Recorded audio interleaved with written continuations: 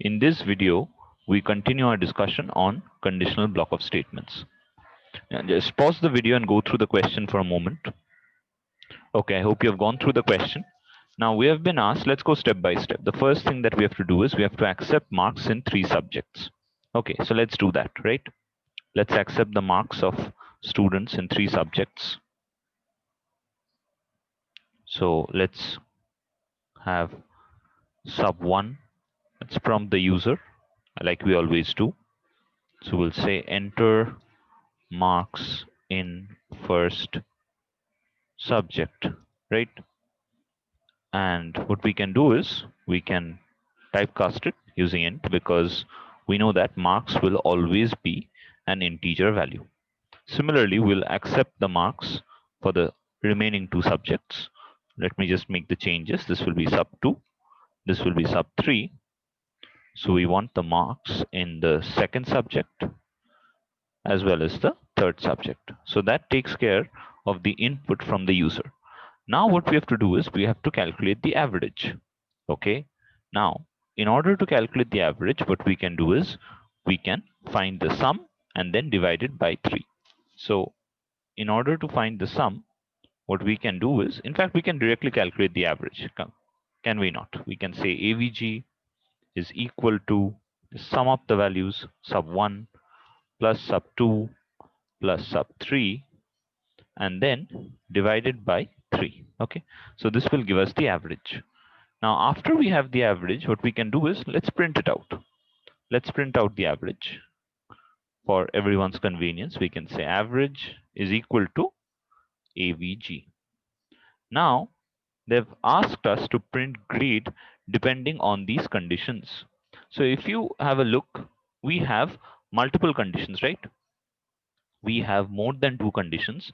That means we have to use if elif else. We have to make use of if elif else block, and along with that what we need to do is we need to combine multiple conditions. If you observe, see, the grade, if it is 90 or above, then it's A. But look at the second condition. It has to be greater than or equal to 80 as well as less than equal to 90. I mean less than equal to 89. Similarly, greater than equal to 70, less than equal to 79, and so on. So there are 2 conditions involved. Now we can model multiple conditions in a number of ways. I'll show you all of them. Okay. Let's start with the simplest approach.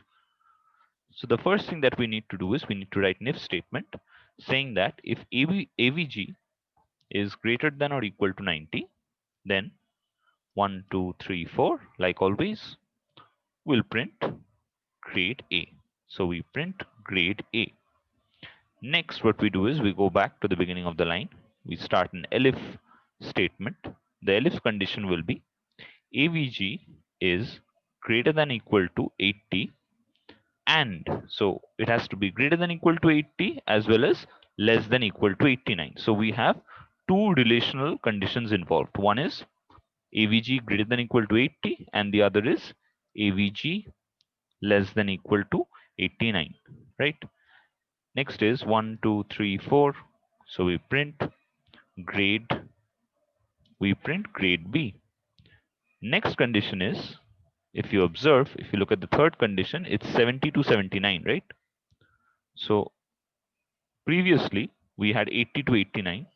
Here also we'll have 70 to 79. So the numbers will only change. So it will become 70 to 79.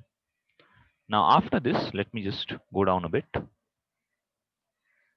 The next is 60 to 69. But before going to that, let's print out the grade. So it was 1, 2, 3, 4. Let's print the grade. So the grade is C. Next, if the average is between 50 to 59, right? In fact, it's 60 to 69 before that. So in fact, I can just copy paste it, right?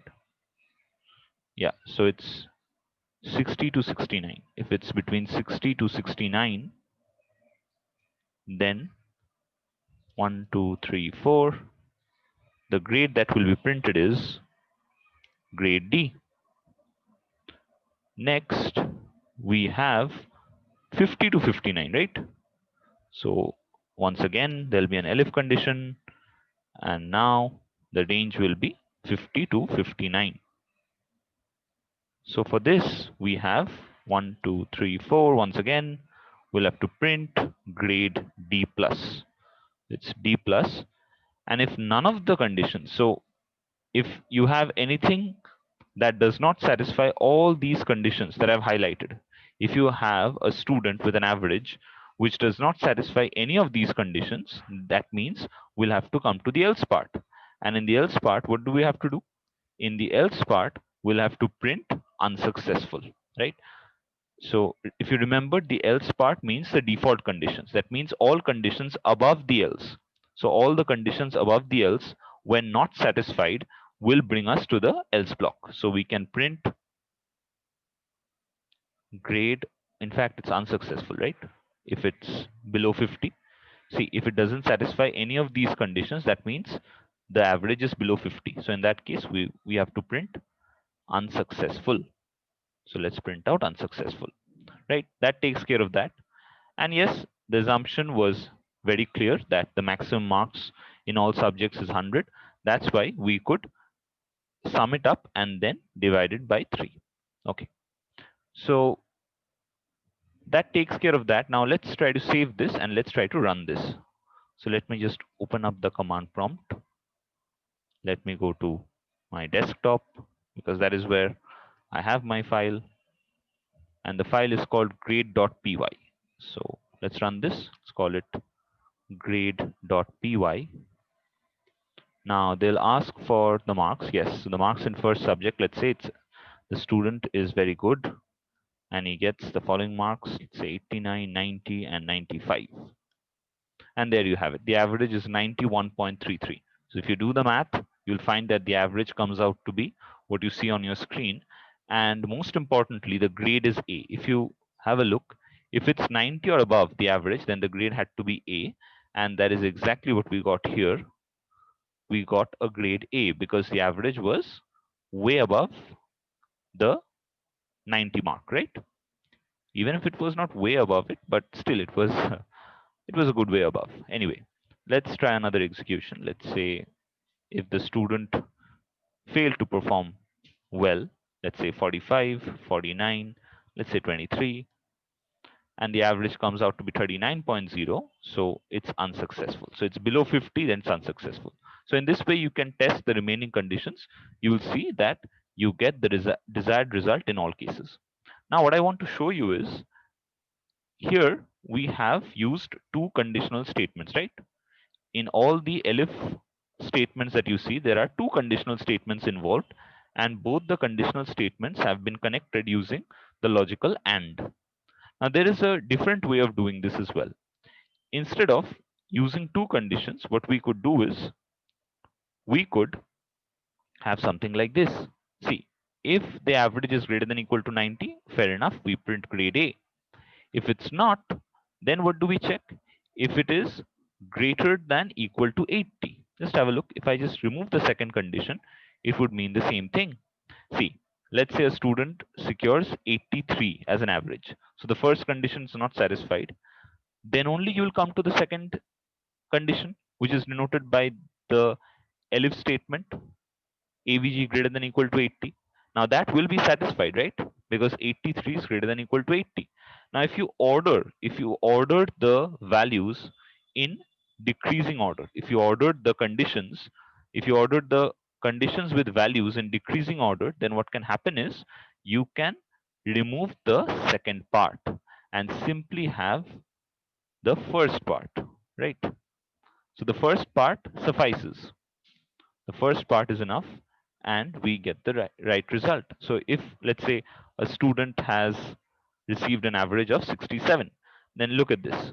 What should be the grade? If it's 67, then it lies in this range, 60 to 69, and the grade should be D. Just do a quick dry run. If it's 67, this condition is not satisfied. Definitely, you come to the elif part.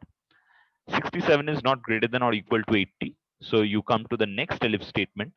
67 is not greater than or equal to 70. So you come to the next elif statement. And what do you find? Yes, 67 is greater than 60. So you print grade D. So this works, right? This works.